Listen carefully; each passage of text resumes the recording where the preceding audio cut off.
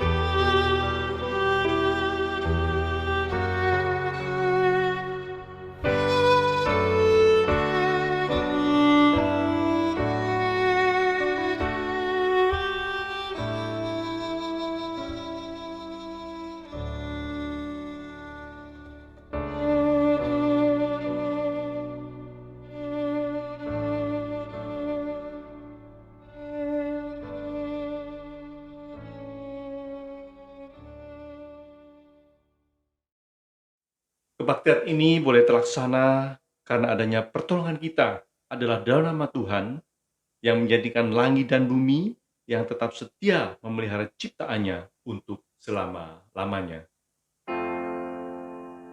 Amin.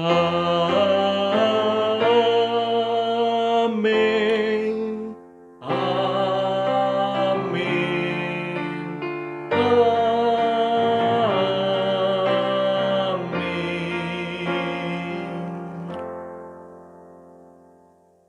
Kasih karunia dan damai sejahtera dari Allah, Bapa kita dan dari Tuhan Yesus Kristus menyertai saudara sekalian. Tuhan besertamu. Nas pembuka pada pagi hari ini diambil dari Keluaran 16 ayat 1 sampai 12. Keluaran 16 ayat 11 sampai dengan 12 yang berbunyi demikian. Lalu berfirmanlah Tuhan kepada Musa, Aku telah mendengar sungut-sungut orang Israel. Katakanlah kepada mereka, pada waktu senja kamu akan makan daging, dan pada waktu pagi kamu akan kenyang makan roti. Maka kamu akan mengetahui bahwa akulah Tuhan Allahmu. Saudara, untuk lagu pembuka dan pengantar untuk mengakukan dosa, mari kita membuka pujian 385, Ku puji namamu.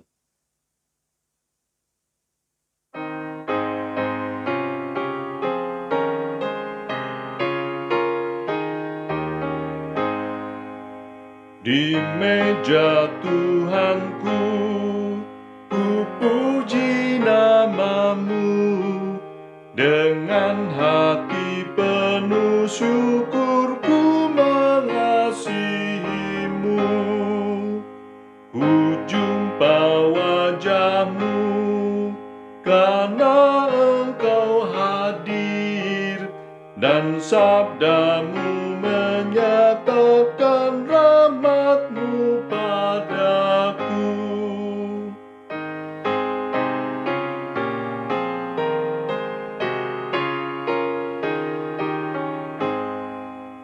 Dalam perjamuan saling mengasihi, ku menghadap ke wajahmu bersama gerejamu. Saudara, mari kita masuk dalam doa pengakuan dosa. Tuhan Allah Bapa kami, pada pagi hari ini Tuhan, sekali lagi kami ucap syukur Engkau masih memimpin kami, melihara kami. Dan pada pagi hari Tuhan kami boleh kembali untuk beribadah pada Engkau.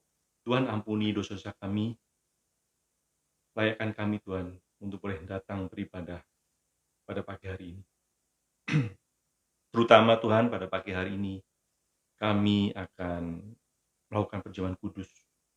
untuk mengingat akan karya besar-Mu Tuhan. Engkau telah mati buat kami dan menderita untuk dosa-dosa kami. Tuhan, layakkan kami sehingga roti dan cawan yang akan kami ambil benar-benar boleh layak buat kami. Terima kasih Tuhan, kami serahkan keberadaan kami, pimpin kehidupan kami agar kami senantiasa boleh hidup muliakan nama-Mu. Dalam nama Tuhan Yesus kami berdoa, amin. Kita akan bacakan berita anugerah yang diambil dari Efesus 4 ayat yang ke-7. Efesus 4 ayat yang ke-7 yang berbunyi demikian. Tetapi kepada kita masing-masing telah dianugerahkan kasih karunia menurut ukuran pemberian Kristus. Demikianlah berita anugerah dari Tuhan. Silahkan saudara memberikan salam dengan anggota keluarga di rumah. Sebelum mendengarkan firman Tuhan, mari kita menyanyikan satu pujian, yaitu dari KPPK 398. Tuhan pecahkan roti hidup.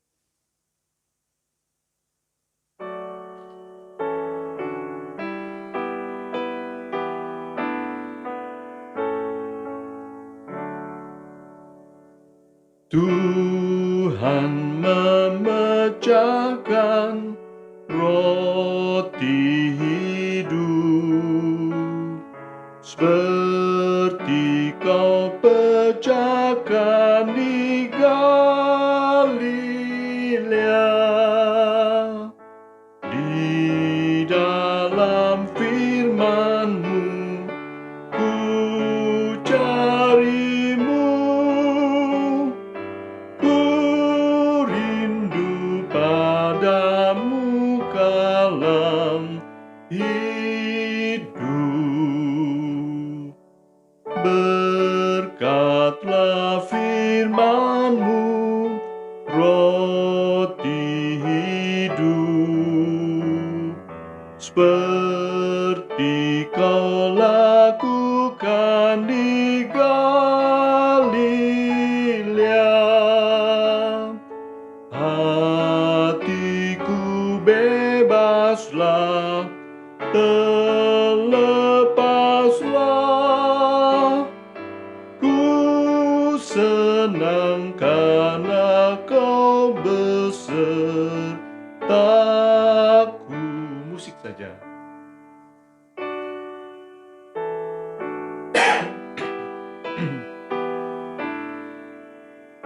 Bait yang keempat. Berikan ku Roh Kudus di hatiku, bukakan mataku agar melihat, nyatakan firman-Mu agar ku tahu, ku cinta padamu ya Tuhanku.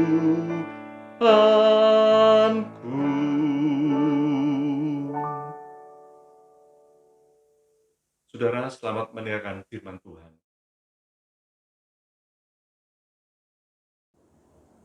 Sebelum kita mendengarkan firman Tuhan pada pagi hari ini, mari kita akan berdoa. Bapa, kami bersyukur buat kesempatan yang kembali Tuhan berikan bagi setiap kami sebagai umat-Mu. Di dalam ibadah kebaktian yang kami adakan pada hari ini secara online, kami mendapat kesempatan untuk bisa mendengar kembali pemberitaan firman Tuhan. Engkau berbicaralah kepada kami, karena kami telah siap untuk mendengarkannya. Roh Kudus urapi untuk hamba-Mu yang akan menyampaikan firman dan berikan pencerahan bagi setiap jemaat-Mu yang akan mendengarkannya bersama-sama. Di dalam nama-Mu Tuhan Yesus kami berdoa dan bersyukur. Amin. Kita akan membuka bersama-sama Alkitab kita dari Injil Yohanes pasal yang ke-6, ayat yang ke-24 sampai ayat yang ke-35. Saya akan membacakan dan jemaat sekalian silakan untuk mendengarkannya bersama-sama. Ketika orang banyak melihat bahwa Yesus tidak ada di situ, dan murid-muridnya juga tidak.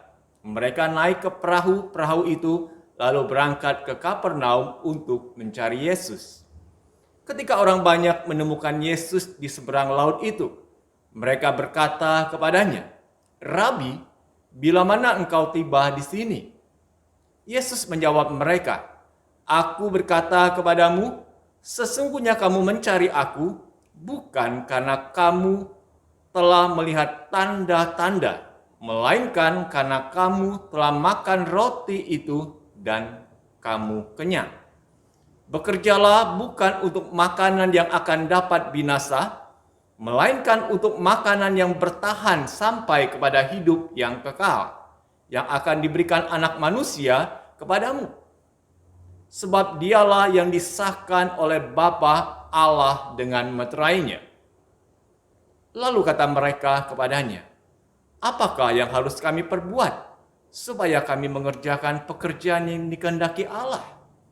Jawab Yesus kepada mereka, "Inilah pekerjaan yang dikehendaki Allah, yaitu hendaklah kamu percaya kepada Dia yang telah diutus Allah." Maka kata mereka kepadanya, "Tanda apakah yang engkau perbuat supaya dapat kami melihatnya dan percaya kepadamu? Pekerjaan apakah yang engkau lakukan? Nenek moyang kami telah makan mana di padang gurun, seperti ada tertulis, mereka diberinya makan roti dari surga." Maka kata Yesus kepada mereka, "Aku berkata kepadamu, sesungguhnya bukan Musa yang memberikan kamu roti dari surga, melainkan Bapa-Ku yang memberikan kamu roti yang benar dari surga. Karena roti yang dari Allah ialah roti yang turun dari surga dan yang memberi hidup kepada dunia." Maka kata mereka kepadanya, "Tuhan, berikanlah kami roti itu senantiasa." Kata Yesus kepada mereka, "Akulah roti hidup. Barang siapa datang kepadaku, ia tidak akan lapar lagi, dan barang siapa percaya kepadaku, ia tidak akan haus lagi." Demikianlah firman Tuhan. Berbahagialah setiap orang yang mendengar dan memelihara dalam hidupnya. Haleluya. Haleluya. Haleluya. Haleluya.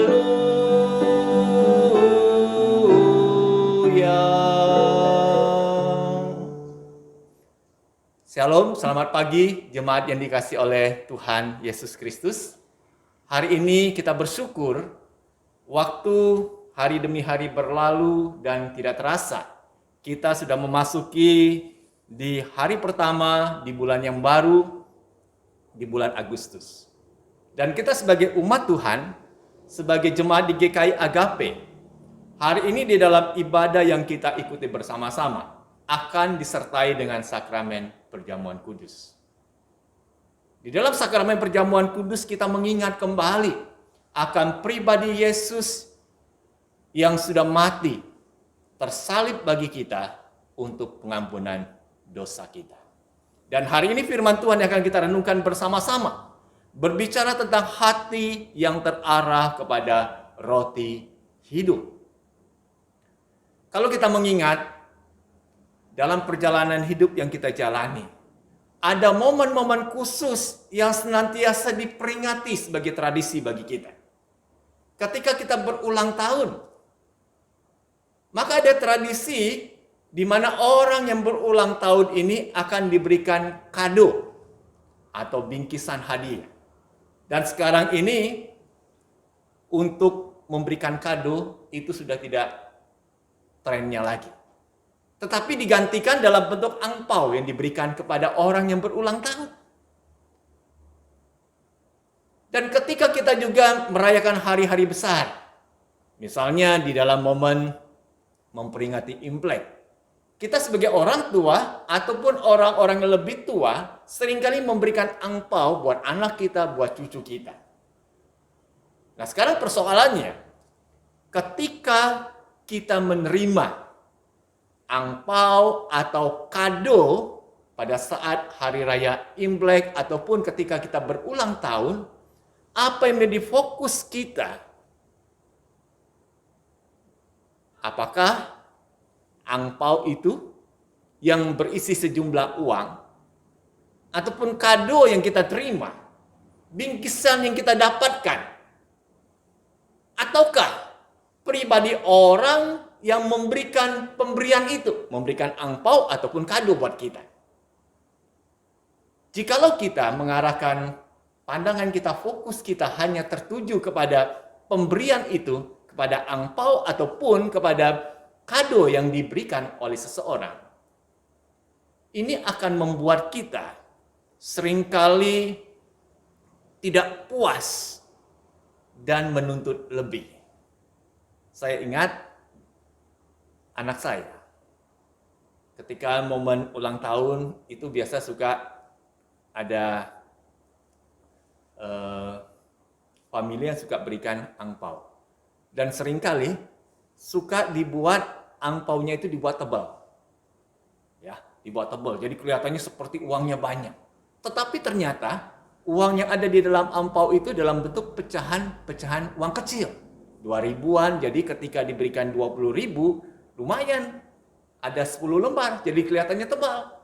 Jadi ketika dia buka, dia lihat, wah cuma 20.000, kecil banget tapi tebal sekali nih angpaunya. Dan itulah yang seringkali menjadi respon kita ketika kita hanya memfokuskan akan isi dari pemberian itu. Kita kadang-kadang kurang puas, pengen lebih, dan pengen lebih lagi. Sebaliknya ketika kita memfokuskan pandangan kita kepada pribadi orang yang memberikan bingkisan itu, memberikan angpau ataupun kado, kita melihat sosok orang ini orang yang mengasihi saya, orang yang menyayangi saya. Dia ingat di momen hari ulang tahun, dia ingat saya berulang tahun dan dia memberikan tanda selamat, tanda berkat buat kita berupa angpau, yang membuat kita melihat pribadi ini pribadi yang bagi saya sangat bernilai, sangat berarti. Saya menghormati dia dan menghargai dia. Demikian halnya ketika kita bicara tentang berkat yang kita terima dari Tuhan.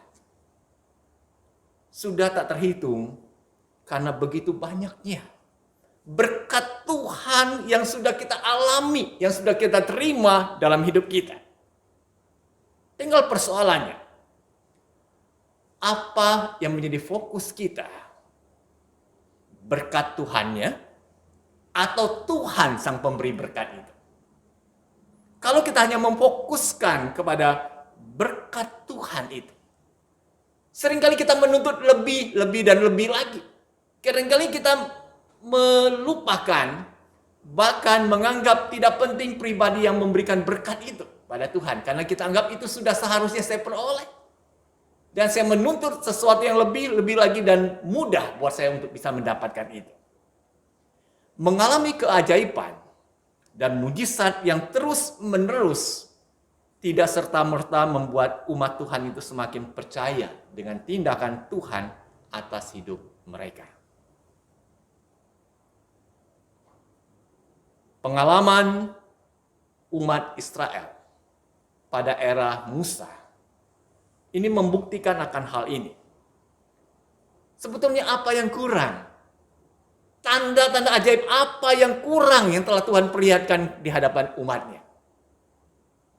Luar biasa besar dan spektakuler. Kalau kita baca di dalam kitab Keluaran, wah, membuat kita terkagum-kagum akan pribadi Allah yang telah dia tunjukkan kebesarannya, kuasanya di hadapan umatnya. Namun, mereka seringkali melupakan akan pertolongan Tuhan itu. Melupakan akan keajaiban-keajaiban yang telah Tuhan tunjukkan. Mereka seringkali bersungut-sungut kepada Tuhan ketika mereka mengalami kesulitan. Fokus keajaiban tidak membuat mereka hormat. Tidak membuat mereka takut kepada pribadi Allah, Tuhan yang telah menyatakan keajaiban itu. Sudah seharusnya kita harusnya bisa menemukan makna dari segala hal, mujizat dan keajaiban yang dilakukan oleh Tuhan buat kehidupan kita. Hari ini, di dalam pembacaan Injil Yohanes pasal yang ke-6, ayat 24 sampai ayat yang ke-35, menceritakan juga tentang respon orang-orang banyak yang telah mengalami mujizat Yesus. Kalau kita baca di dalam ayat-ayat sebelumnya, bagaimana Yesus Kristus mengadakan mujizat memberi makan ribuan orang dengan hanya menggunakan 5 roti dan 2 ikan. Wah, spektakuler itu. Sebuah mujizat besar yang telah mereka alami. Dan ketika mereka melihat bahwa Yesus ketika sudah melakukan mujizat memberi makan ribuan orang itu sudah tidak lagi bersama dengan mereka. Mereka begitu antusias untuk mencari dan menemukan Yesus. Pertanyaan bagi kita, mengapa mereka begitu antusias mencari Yesus? Kalau kita baca di dalam pembacaan Nats Firman Tuhan hari ini, saya melihat ada 3 hal yang mendasari, yang menggerakkan mereka untuk mencari Yesus dengan begitu antusias. Hal yang pertama kalau kita lihat, karena mereka telah mengalami sebuah keajaiban dan mujizat itu. Tetapi yang heran, ketika mereka orang banyak ini berjumpa dengan Yesus, Yesus menyatakan sebuah pernyataan seperti ini. Mereka bukan karena telah melihat tanda-tanda, maka mereka begitu antusias untuk mencari Yesus, tetapi karena mereka telah makan roti dan kenyang. Mereka telah makan roti dan kenyang. Karena kondisi saat itu mereka sedang lapar, sedang kelelahan, dan mereka mungkin gak membawa bekal. Tapi Yesus memberikan mereka makan roti dan ikan. Dan mereka kenyang. Wah, sesuatu hal yang begitu mudah untuk mereka dapatkan. Dan inilah yang seringkali menjadi motivasi orang-orang zaman sekarang ini untuk mengikut Yesus. Karena mereka menganggap dari ajaran-ajaran mereka terima, ketika mereka percaya kepada Yesus, mengikut Yesus, ada kemudahan demi kemudahan yang Tuhan bisa lakukan buat hidup mereka. Ketika mereka sedang sakit, percaya, doa, imani, sakit apapun yang kau alami pasti sembuh. Sehingga tidak heran diadakan begitu banyak KKR penyembuhan. Orang-orang berbondong-bondong datang untuk apa? Untuk mengalami kesembuhan secara instan, secara cepat. Nggak perlu ke dokter, nggak perlu keluar uang, nggak perlu minum obat, asal percaya berdoa pada Tuhan, kesembuhan itu dialami. Ketika tidak ada pekerjaan, doa sama Tuhan, pekerjaan akan datang. Ketika kita susah, doa sama Tuhan, ada jalan keluar. Wah, gampang. Dan inilah Yesus katakan tadi, kamu mencari aku, bukan kamu melihat tanda-tanda keajaiban-keajaiban itu. Tapi kamu telah makan dan kamu kenyang. Apa yang menjadi kebutuhanmu, keinginanmu saat itu sudah Tuhan penuhi. Dan mungkin bagi orang-orang, kalau hidup yang dijalani itu mendapatkan kemudahan demi kemudahan, enak sekali. Kami mau terus-terusan ikut Yesus karena segala sesuatu akan mudah untuk mereka dapatkan. Apakah seperti itu? Tuhan Yesus ingatkan kepada mereka. Mereka telah melakukan pekerjaan untuk makanan roti yang hanya sifatnya sementara dan dapat binasa. Jadi apa yang mereka selama ini harapkan dan mereka dambakan soal makan roti yang bisa membuat mereka kenyang, itu hanya sifatnya sementara. Saya pikir betul juga ya. Kalau orang mengikut Yesus hanya sekedar mau mendapatkan mujizat, kemudahan demi kemudahan, itu hanya sementara. Sementara. Jangan itu menjadi fokus buat hidup kita. Sehingga Yesus tekankan lagi, tapi yang seharusnya engkau kerjakan, engkau harus mencari sesuatu yang sifatnya kekal. Yaitu apa? Yaitu engkau menemukan anak manusia itu. Engkau mengalami perjumpaan secara pribadi dengan Yesus Kristus, anak manusia itu. Kemudian hal kedua kita akan lihat. Mengapa mereka begitu antusias mencari Yesus. Ketika bicara tentang pekerjaan yang dikehendaki oleh Allah, membuat mereka bingung dan bertanya-tanya. Pekerjaan apa yang dikehendaki Allah untuk mereka kerjakan? Dan mereka menanyakan itu kepada Yesus. Yesus memberikan jawaban. Pekerjaan yang dikehendaki oleh Allah yaitu engkau percaya kepada pribadi Yesus yang diutus oleh Allah. Percaya kepada pribadi Yesus itu yang telah diutus oleh Allah. Lalu mereka kembali menuntut sebuah bukti, tanda untuk mereka percaya kepada pribadi Yesus yang telah diutus oleh Allah. Hal yang ketiga dikatakan, mereka menuntut tanda dari Yesus untuk bisa percaya seperti halnya pada peristiwa yang dialami oleh umat Israel ketika mereka ada di padang gurun, ketika mereka bersungut-sungut kepada Tuhan untuk minta roti, bersungut-sungut kepada Tuhan untuk minta daging. Mereka menuntut apakah betul Tuhan itu menyertai kami.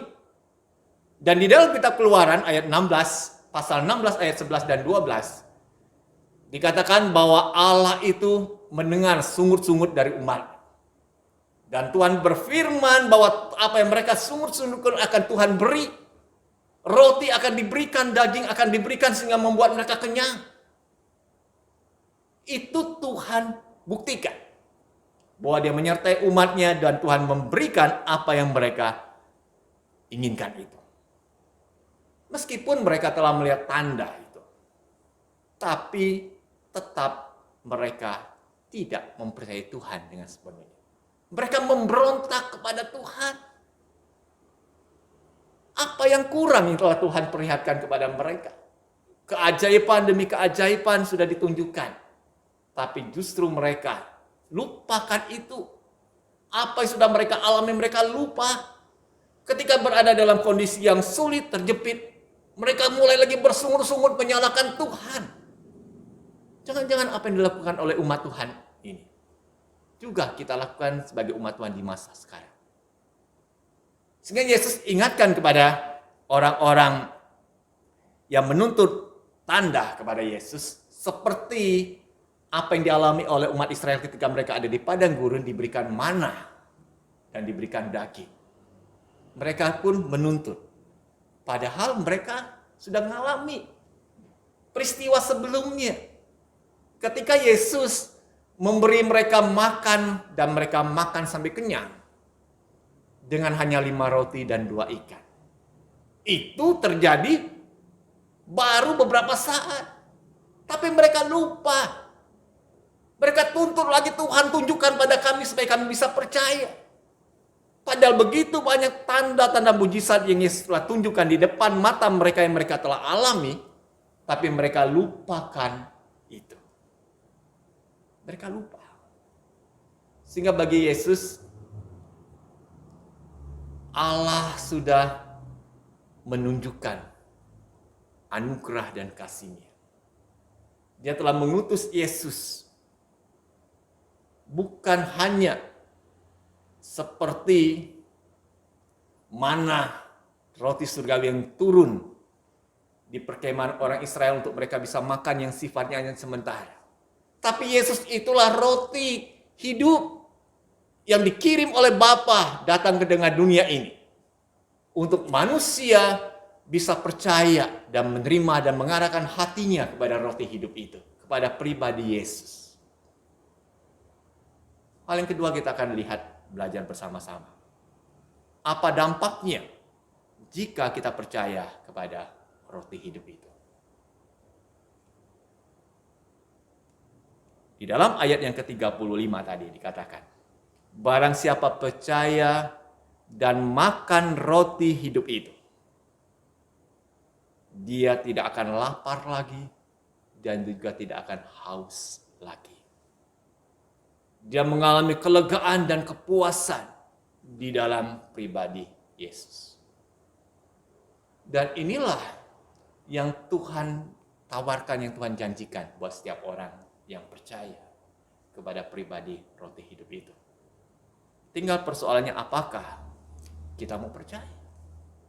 Kita mau menerima dengan sungguh, mengarahkan hati kita kepada roti hidup itu. Rasul Paulus di dalam suratnya, dalam Efesus pasal 4 ayat yang ke-7, yang tadi sudah kita baca di dalam berita anugerah, dikatakan bahwa setiap orang yang telah percaya telah dianugerahkan kasih karunia itu menurut ukuran Kristus.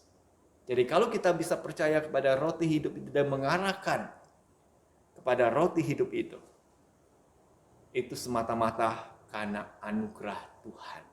Kasih karunia Tuhan yang kita sudah alami, yang Yesus telah berikan bagi kita. Jadi hari ini kita boleh diingatkan kembali.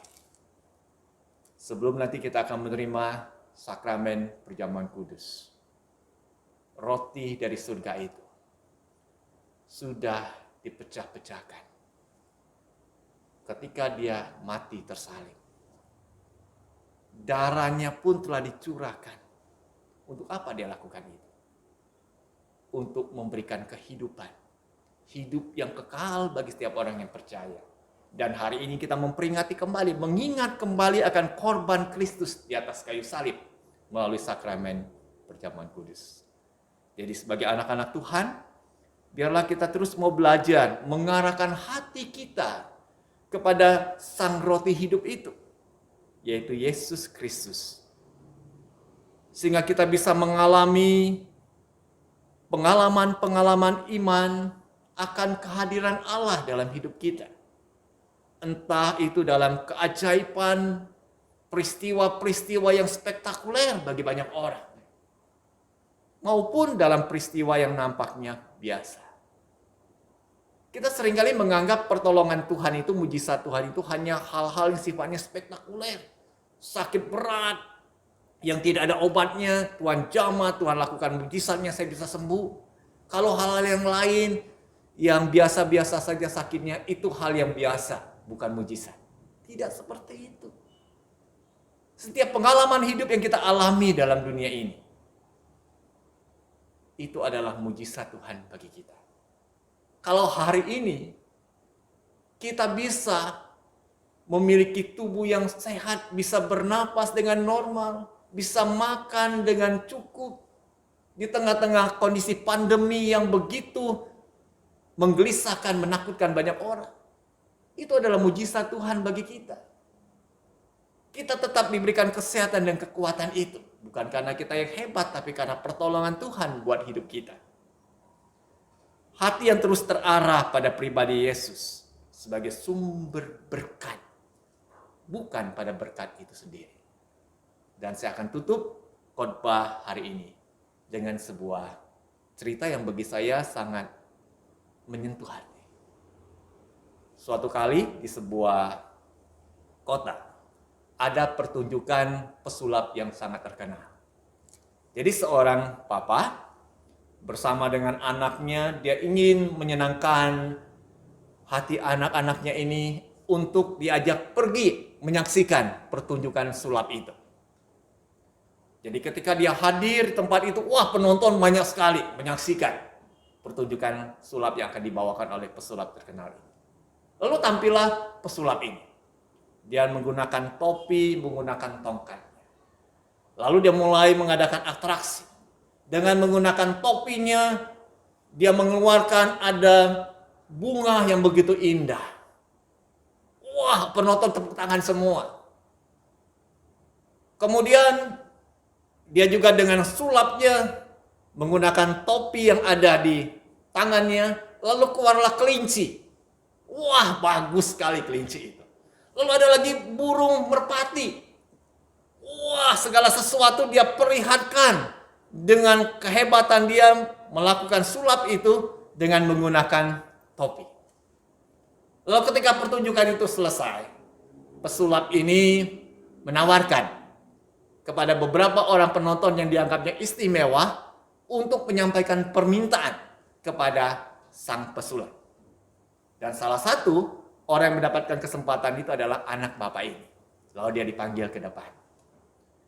Dia katakan di hadapan semua penonton, hari ini saya sudah memperlihatkan segala sesuatu dengan kehebatan sulap saya.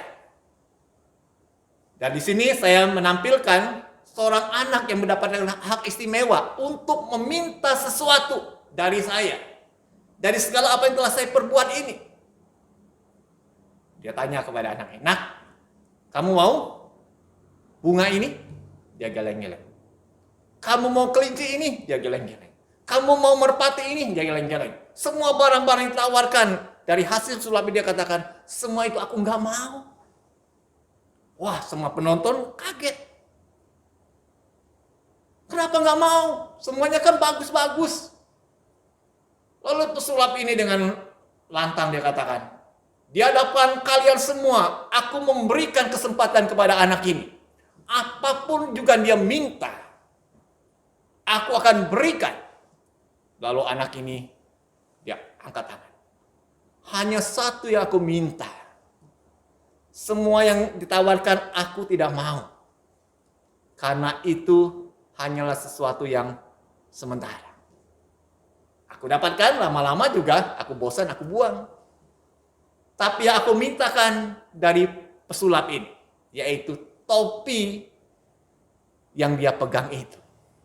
Wah, semua penonton tepuk tangan. Hebat ini si anak. Lu tanya, "Kenapa engkau minta topi itu?" Dia bilang, "Kalau aku sekedar meminta bunga, merpati, kelinci, dan barang-barang lain dari hasil sulap menggunakan topi itu sebentar juga bosan aku. Sebentar juga akan rusak. Tapi kalau aku punya topi itu yang bisa mengeluarkan segala sesuatu ini, aku akan mendapatkan segala apa yang aku butuhkan itu." Dan bagi saya cerita ini harusnya menjadi pembelajaran bagi kita. Tuhan yang kita percaya di dalam Yesus Kristus. Tuhan yang melakukan banyak perkara-perkara besar dan ajaib buat hidup kita. Janganlah kita hanya menunjukkan pandangan hidup kita hanya kepada berkat itu. Tapi biarlah kita memfokuskan, mengarahkan hati kita kepada pribadi Yesus, Sang Pemberi berkat itu. Dia sudah menyelamatkan kita, Dia sudah memelihara kehidupan kita. Marilah kita mau tetap hidup sepenuhnya percaya, bersandar kepada Dia. Amin, firman Tuhan. Mari kita akan berdoa, mengambil waktu teduh di hadapan Tuhan secara pribadi.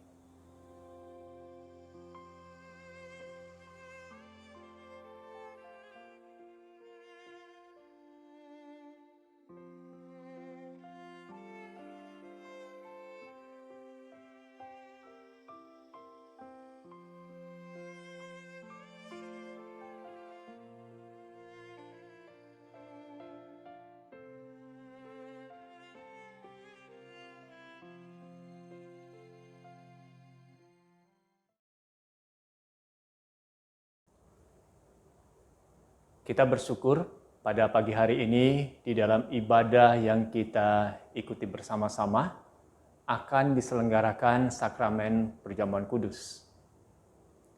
Sakramen perjamuan kudus ini diperuntukkan bagi setiap jemaat ataupun simpatisan yang sudah dibaptis dewasa ataupun yang sudah disidik. Dan kami juga mengundang untuk jemaat dari gereja lain untuk berbagian bersama-sama dengan kami dalam sakramen hari ini. Jadi sakramen yang kita peringati hari ini ditujukan untuk mengingat kembali akan Kristus yang sudah mati tersalib buat kita. Roti yang melambangkan tubuh Kristus yang sudah dipecah-pecahkan, dan cawan yang bersih anggur melambangkan darah Kristus yang sudah dicurahkan. Setiap kali kita makan roti dan minum dari cawan Tuhan, kita ingat Kristus yang sudah mati buat kita.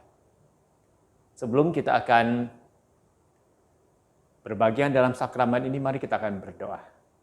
Tuhan, kami bersyukur hari ini kami diundang kembali untuk berbagian dalam sakramen perjamuan kudus.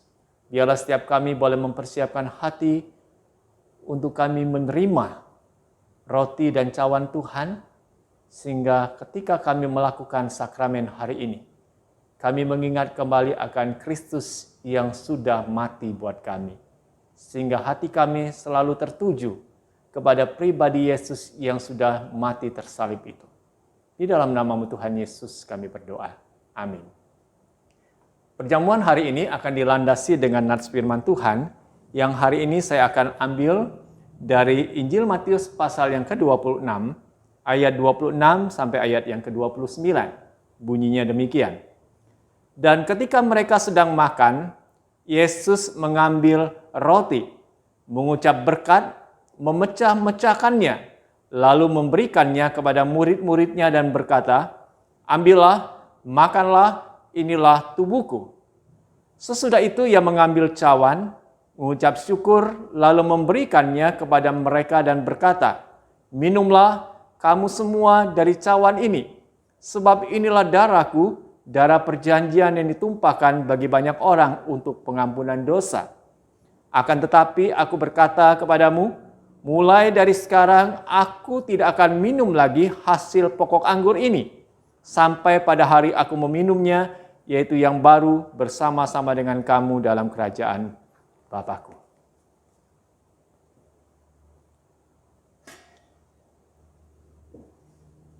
Jemaat yang telah memiliki roti dan juga cawan yang berisi air anggur, silakan untuk mengangkat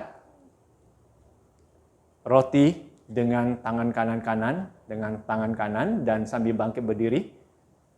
Roti yang kita pegang di tangan kanan kita masing-masing, ini melambangkan tubuh Kristus yang sudah dipecah-pecahkan buat pengampunan bagi dosa kita.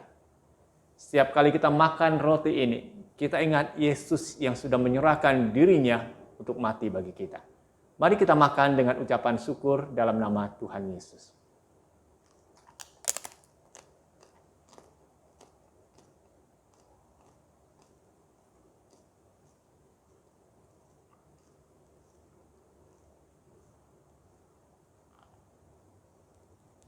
Kita angkat air anggur dengan tangan kanan kita sambil bangkit berdiri. Air anggur yang ada di cawan yang kita pegang, ini melambangkan darah Kristus yang sudah dicurahkan buat keampunan dosa kita. Setiap kali kita makan roti dan minum dari cawan Tuhan, kita ingat Kristus sudah mati buat kita. Mari kita minum dengan ucapan syukur dalam nama Tuhan Yesus.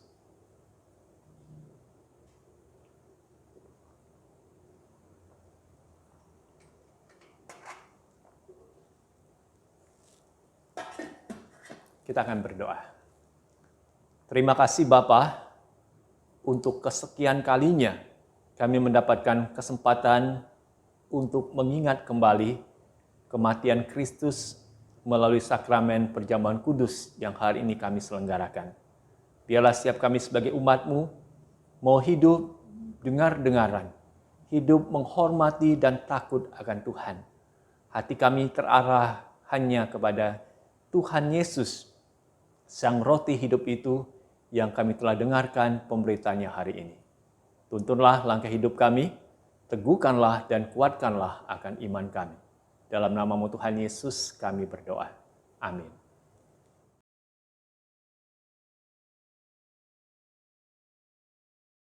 Saudara-saudara sekalian, marilah kita bersama dengan umat Allah masa lalu, masa kini, dan masa mendatang mengingat janji baptis kita seturut pengakuan iman rasuli.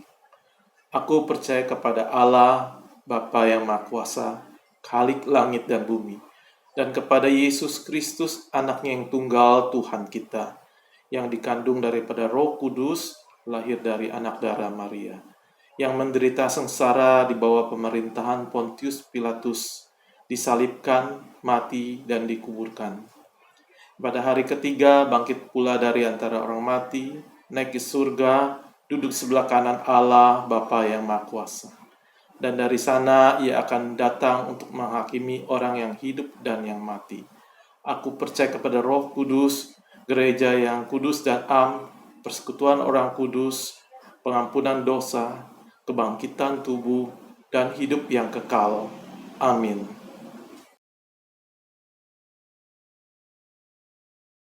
Mari kita akan masuk di dalam beberapa pokok doa syafaat.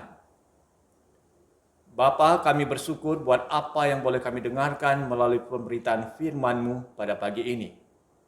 Biarlah kami sebagai umat-Mu boleh mengarahkan hati kami kepada pribadi roti hidup, yaitu Yesus Kristus yang telah menyelamatkan kami, yang telah melakukan banyak mujizat dalam kehidupan kami, yang telah melimpahi kami dengan berbagai berkat-Mu. Jangan memalingkan pandangan kami hanya kepada sekedar berkat-berkat dan mujizat-mujizat yang telah dialami. Tuhan, tolong kami untuk kami boleh hidup tetap mengarahkan hati kami kepada Engkau. Tuhan, Kau mengenal akan setiap pribadi umat-Mu yang hari ini sedang mengalami kondisi yang sulit. Mungkin ada di antara jemaat yang dalam kondisi lemah secara tubuh fisik karena berbagai penyakit yang sedang mereka derita. Ataupun karena beberapa juga dari antara jemaat yang saat ini harus dirawat ataupun menjalani isolasi mandiri di rumah karena terinfeksi oleh COVID-19. Tuhan, Engkau Allah yang hari ini kami dengar bahwa Engkau pribadi yang sanggup melakukan keajaiban dan mujizat ketika kami percaya kepadamu. Untuk itu kami berdoa bersama-sama bagi setiap saudara-saudara kami yang dalam kondisi sakit dalam tubuh, bahkan yang terinfeksi oleh virus corona. Biarlah Engkau yang menyatakan mujizat-Mu Tuhan, jamalah setiap mereka, sehingga mujizat itu pun mereka boleh alami. Dan kami juga bersyukur Engkau telah menolong beberapa jemaat-Mu di GKI Agape yang telah mengalami pemulihan dari COVID-19. Mereka bisa kembali berkumpul bersama dengan keluarga. Biarlah Tuhan akan terus menyempurnakan dalam proses kehidupan mereka yang seringkali masih mengalami kelemahan, mengalami kelelahan akibat dari COVID-19 yang pernah mereka derita. Tapi kami mohon pertolongan-Mu untuk Engkau menyempurnakan akan kesembuhan itu. Kami juga berdoa buat jemaat yang sekarang ini pun sedang bergumul karena pekerjaan mereka. Akibat pandemi yang berkepanjangan, banyak dari antara jemaat Tuhan yang harus mengalami PHK, yang harus menutup usaha dan bisnis mereka. Tapi kami mohon belas kasihan. Tuhan tolong, Engkau berikan hikmat untuk mereka boleh menemukan celah untuk bisa menjalankan usaha pekerjaan itu, untuk bisa mendapatkan berkat-berkat Allah. Tuhan, kami juga berdoa buat anak-anak kami dalam masa mereka harus mengikuti pembelajaran jarak jauh. Tuhan tolong, biarlah hati mereka pun boleh tetap dengan hati yang mau tunduk dan taat, mengikuti pembelajaran jarak jauh itu dengan penuh tanggung jawab. Kami juga berdoa untuk setiap para pengajar, guru-guru yang harus mengajar secara jarak jauh. Tuhan tolong berikan mereka hikmat dalam mereka memberikan pembelajaran. Sehingga apa yang diajarkan itu boleh dimengerti dan itu boleh menjadi bekal bagi anak-anak didiknya. Tuhan kan juga berdoa buat pemerintahan bangsa kami, khususnya di dalam menjalankan vaksinasi yang hari ini pun masih terus dilaksanakan, khususnya untuk kelompok masyarakat usia 12 tahun ke atas. Tuhan tolong sehingga program vaksinasi ini boleh diselesaikan dengan baik dan kami pun sebagai warga masyarakat Indonesia boleh juga melewati masa-masa pandemi ini dan kehidupan kami berbangsa pun boleh dipulihkan kembali. Juga kami berdoa Tuhan buat misi pekabaran Injil di tengah-tengah masa pandemi saat ini yang masih begitu giat dikabarkan oleh para penginjil, misionaris yang diutus di berbagai daerah. Tuhan tolong lengkapi mereka. Tuhan tolong kuatkan mereka. Dan terlebih lagi kami berdoa secara khusus buat peran gereja Tuhan yang ada di Indonesia. Biarlah gereja juga boleh menjadi berkat bagi bangsa ini. Boleh mengambil bagian dan sumbangsi untuk bersama-sama pemerintah melakukan tindakan yang nyata buat menolong warga masyarakat yang ada di sekitar gereja secara khususnya untuk menjadi saluran berkat-Mu. Terima kasih Tuhan. Terima kasih buat apa yang boleh kami sampaikan dalam doa syafaat ini. Engkau kiranya juga mengetahui setiap pergumulan pribadi dari jemaat-Mu yang bagi mereka sulit untuk diungkapkan yang bisa didengar. Tetapi Engkau mendengar setiap jerit doa mereka. Engkau juga yang akan memberikan pertolongan itu. Ini doa kami Bapa, di dalam nama-Mu Tuhan Yesus kami panjatkan. Amin.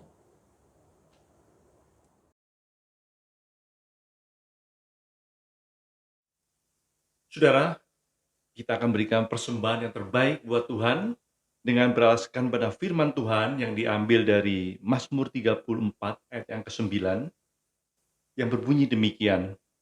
Kecaplah dan lihatlah betapa baiknya Tuhan itu. Berbahagialah orang yang berlindung padanya.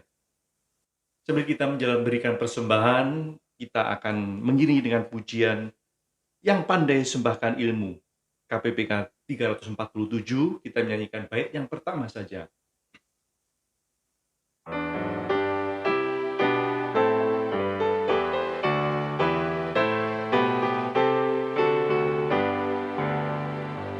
Yang pandai sembah ilmu, yang kaya beri harta, yang kuat dan yang sehat, serahkan dirimu. Aku pun rela sembahkan hatiku padamu, bawa semua hartaku, sembahkan padamu. Mari kita masuk dalam doa persembahan. Tuhan, kami ucap syukur terima kasih atas berkat-Mu yang telah Engkau berikan pada kami. Dan pada kesempatan ini Tuhan, kami memberikan sebagian daripada berkat-Mu berupa persembahan syukur kami Tuhan. Kau sucikan, kuduskan, supaya persembahan ini boleh menjadikan dupa dan harum di hadapan-Mu.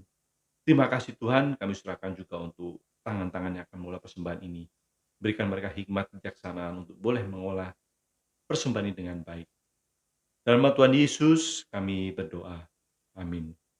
Kita akan mengakhiri kebaktian pada pagi hari ini. Kita akan menyanyikan lagu pengutusan yaitu KPPK 53, Doksologi.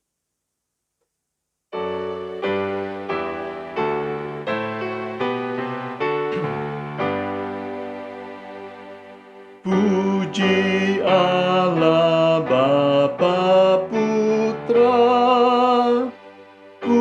Puji Allah Rohul Kudus, ketiganya yang esa. Oh, selamat sumber berkat. Amin.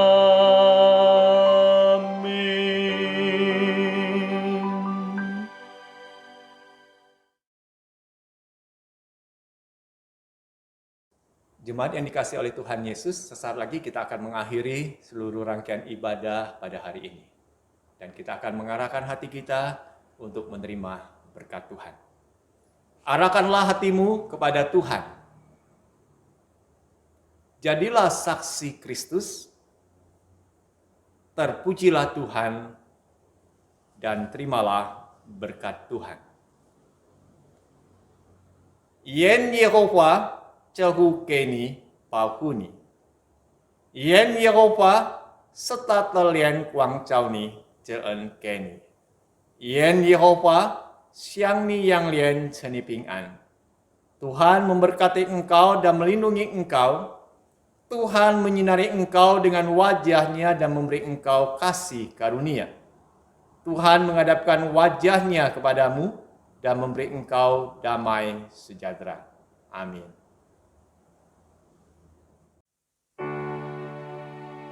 Haleluya, haleluya, haleluya, haleluya, haleluya, amin, amin, amin.